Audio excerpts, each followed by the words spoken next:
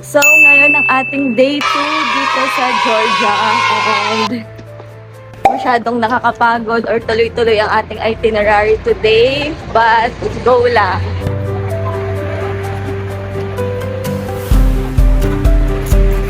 Hi, Kabi! So guys, papunta na kami sa Metro Station Ablabari dahil doon ang meeting place. And then hinihintay namin yung taxi kaso hindi namin makita pa. Ito na ang taxi. So malaki naman pala.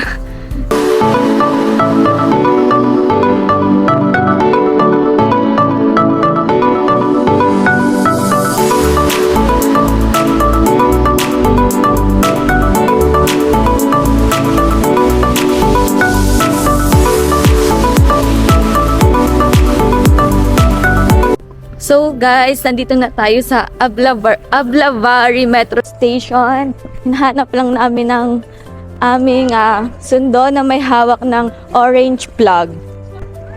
Ito na.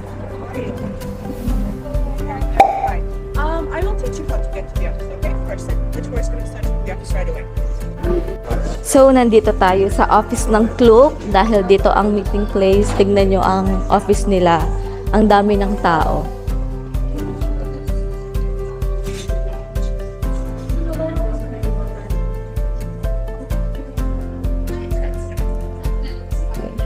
Tour guide.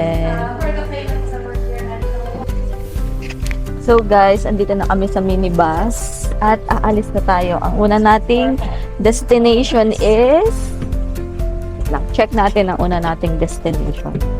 In fairness naman sa Klook, ang ganda ng nila. Service, may pa-free water sila. Pakita ko sa inyo yung minibus, ang ganda. Parang artista ba? Good morning, everyone. How are you? We're good. Very good. Are we excited for the trip? Yes, super sharp. Very good. I see excitement. Go Marie. Okay, why not? So my name is Marie from Philippines and I want to introduce my group. This is Pini. Stand up, Pini. And for example, like TikTok. And this is Althea, the most jolly and energetic. Ikaw yung energetic. And Christine, the Korean girl of our group. Say hi to them. And our manager, Ma'am Joanne, say hi to them. So guys, we're here at Sinbali Dam. Ang ganda dito guys. So ipapakita ko sa inyo na tanaw dito yung mountains na may snow.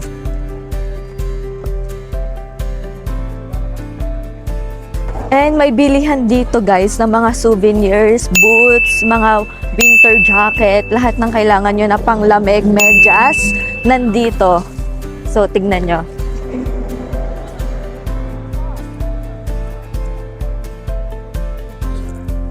Scarf, may scarf din. Yan. Meron ditong swing. Yan. Pwede kang mag-picture. Ay, sorry. Picture with 5 cent ang bayad.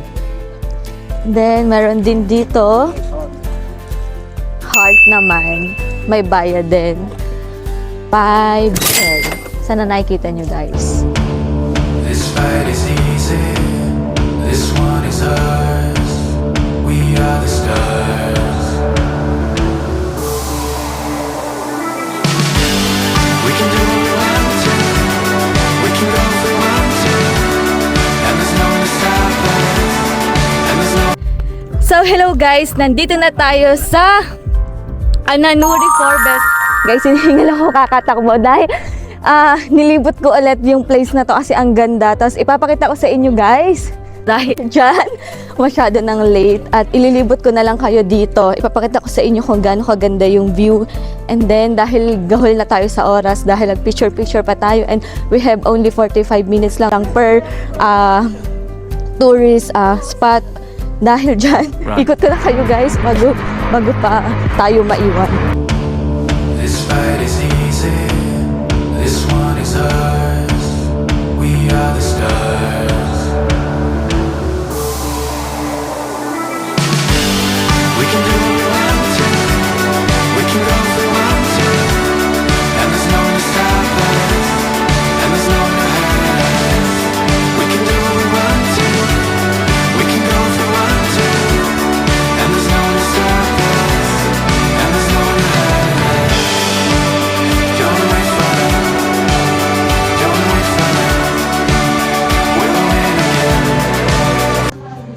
So guys, tapos na kaming kumain and then pupunta na kami sa next destination.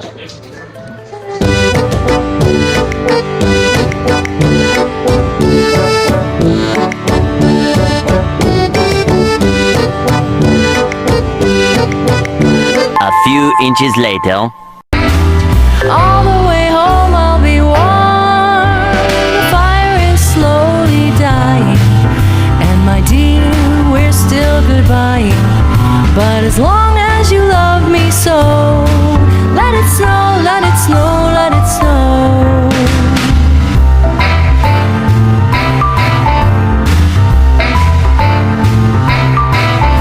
Guys, nandito na tayo sa Gadauri Mountain. Sobrang saya dahil finally nakahawak na tayo ng snow, nakapaglaro tayo ng snow. Sobrang thankful ko talaga kay Lord dahil pinaranas niya to sa akin, guys. Sobrang sayang experience. Parang maiiyak. So, yay! Finally!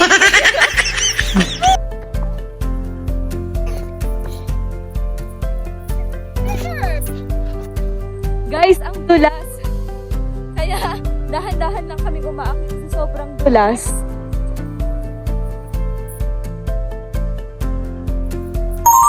Di ano ang tawag dyan sa sobrang saya ko, hindi ko na alam.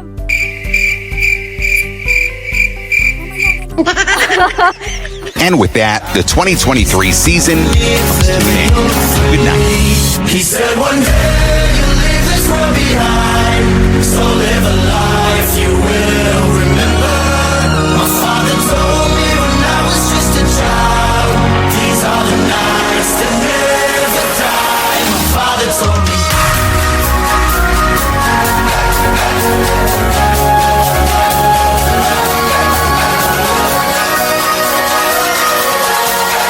These are the nights that never die. My father told me.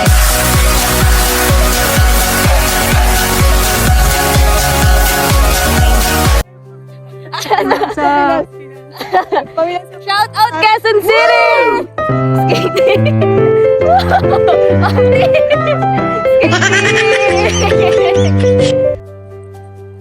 Guys, ang saya.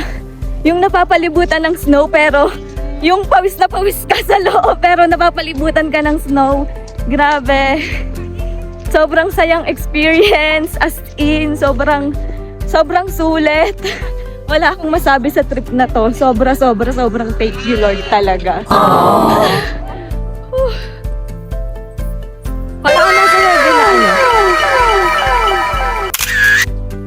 Sobrang nakakapagod kasi sobrang basta ang sayang experience yun lang sasabihin ko talaga. Tapos sobrang thank you Lord. Nakakahingal. Ako naman, ay guyaran ko yan ang Sobrang saya, as in. Ang feeling man niya ay yung parang kinadkad na yelo sa mga halo-halo talaga.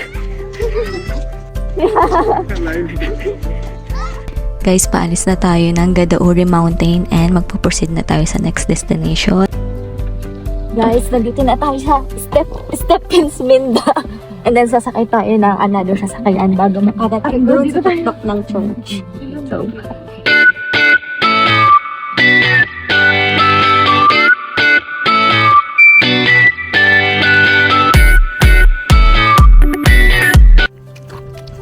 guys, nandito na tayo sa Istiminda.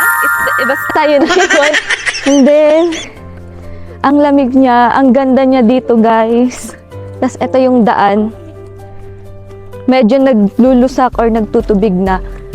Kaya, be careful sa pagtaas. Dahil baka tayo ay madulas. Ang ganda, guys. Wow!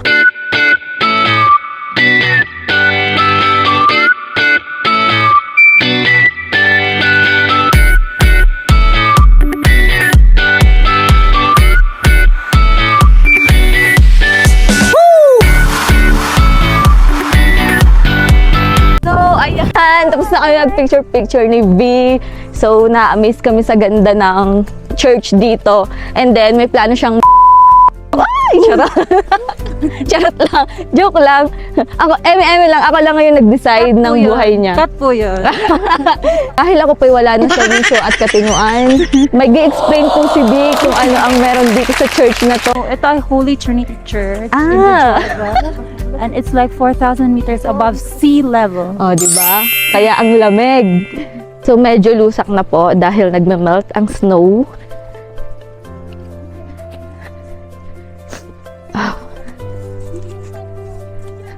At ako po ay sinisipo na sa mga oras na ito.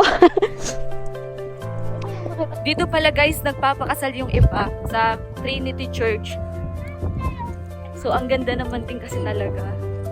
So, papakasal ako dito. Kaso wala akong papakasalan. Baka naman may viewer ako dyan na gusto magtangka. Char! We can live on the water. Oh, there's something right about tonight. Oh, I come alive inside your eyes, inside your eyes. So, sobrang na-enjoy ko talaga yung trip na to. As in, sobrang sulit. Kahit na magbayad ka man ng medyo malaki, sobrang sulit naman. Parang sobra-sobra pa din yung binayad mo para sa memories and para ma-experience yung ganito kagandang view, para ma-witness yung ganitong yung nature talaga dito sa Georgia. Ang ganda. So ngayon guys, bababa na kami para makapag-ready sa next destination. Bye! Medyo mahirap bumaba galing sa taas, pero carry lang, sobrang worth it talaga. Sayang experience, promise. Parang gusto ko umiyak. Sobrang sayang experience. As in. Come follow me to a secret place where only the moon can see. Beyond the shores, there is something more, just waiting for you and me. I see that you're yearning for something more. I feel the waves around me shaking me to my core. I can give to you everything you need. We can live on the water.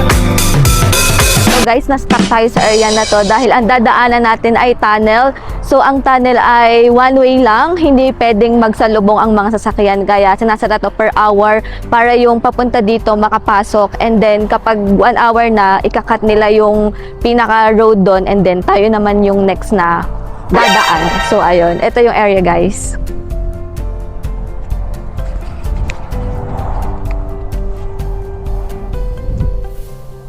Kita nyo yung pila ng sasakyan.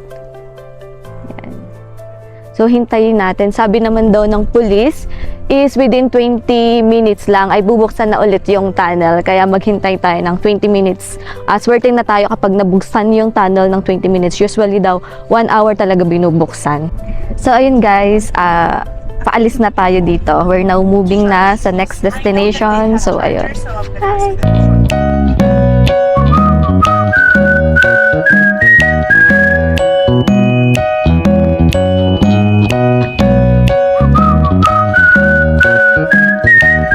So guys, nag-stop over kami dito sa grocery. Yung mga gustong bumili ng kung anong gusto nila. Tignan nyo guys, parang sobrang lungkot tumira dito, no? Yung bahay kasi talaga is nasa taas ng bundok. Imagine mo, parang hindi ko kaya tumira dito, my God. So eto. Ayan guys, nasa taas talaga. May mga nadaanan pa kaming bahay na nasa taas talaga ng bundok. And then look.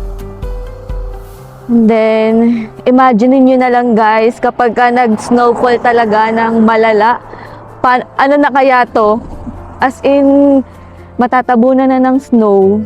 Ang sarap lang dito kapag magbabakasyon siguro. Pero yung titira, parang di ko kaya. Tas di ko rin kaya yung lamig. Look, pasyal-pasyal tayo. So hello mga Habibis, tapos na ang ating tour at hindi na nga tayo nakapag-vlog dahil ang biyahe pababa coming from dun sa church, sa Trinity Church, going back here sa Tbilisi is 3 hours. Kaya sinulit namin yung 3 hours na yon para matulog. And then, marirecommend ko talaga ang Klook pagdating sa mga tour dahil grabe, sobrang sulit. Ang mura lang ng book namin doon. And then yung service, as in talaga, wala akong masabi. Ang galing nila. And after ng tour, in-invite nila kami. Actually, in-invite nila lahat na unlimited wine pero hindi na kami umattend dahil meron talaga kaming plan na puntahan which is yung recommended restaurant dito sa Tbilisi. So actually nandito na kami sa restaurant and lumabas lang ako para mag-update sa inyo and ito yung labas ng restaurant. Papakita ko sa inyo bago tayo pumasok.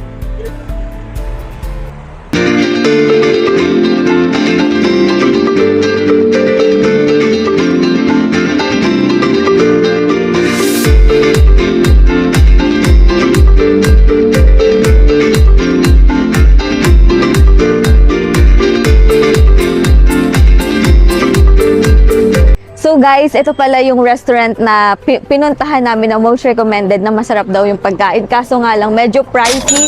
But for the experience, why not? Ayan yung restaurant, Barbaristan. So let's go. Pasok tayo sa loob.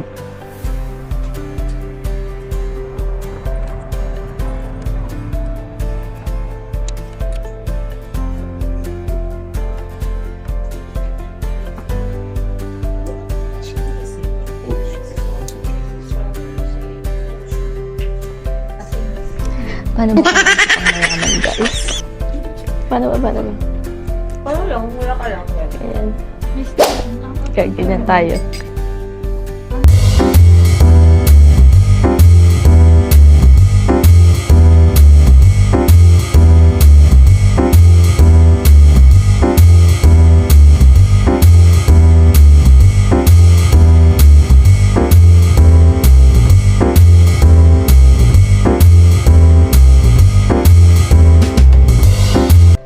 So, ayun mga habibis, tapos na tayong kumain and mamaya maglilibot-libot tayo sa labas dahil last day na natin dito sa Jordan.